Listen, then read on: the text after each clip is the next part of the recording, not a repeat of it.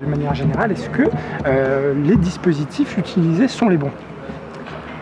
Alors il y a une très grande disparité de dispositifs et le gros intérêt de cette opération et de cette initiative, qui est une initiative qui dure déjà depuis un certain temps, est de se déplacer sur site, puisqu'on ne fait pas d'audit sur papier, mais par déplacement sur site, pour voir effectivement l'adéquation entre le dispositif qui a été choisi par les commerçants et la pertinence au regard du but poursuivi, qui est quand même et de dissuader et, le cas échéant, de permettre d'identifier les malfaiteurs.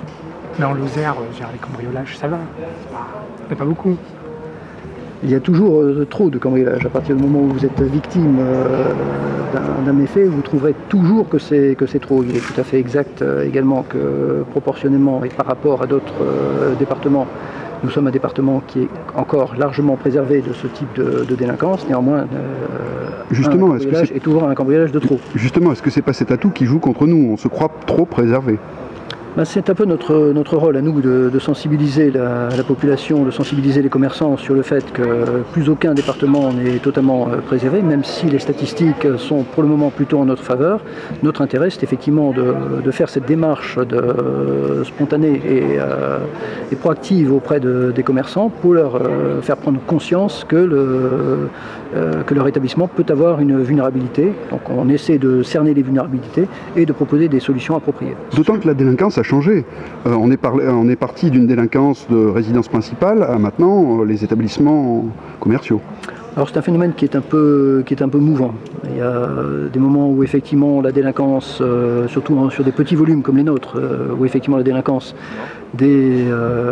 touchant les résidences principales sera plus importante proportionnellement que celle qui touche les locaux commerciaux, industriels et financiers. Mais il est vrai que depuis quelques mois, nous sommes plutôt dans une spirale ou dans une tendance où le but principal, l'objectif principal des malfaiteurs est davantage orienté vers les cambriolages de commerce. Je vais rebondir sur ce que disait tout à l'heure mon collègue. Est-ce que vous avez l'impression que certains commerçants, en termes de sécurité, la jouent facile?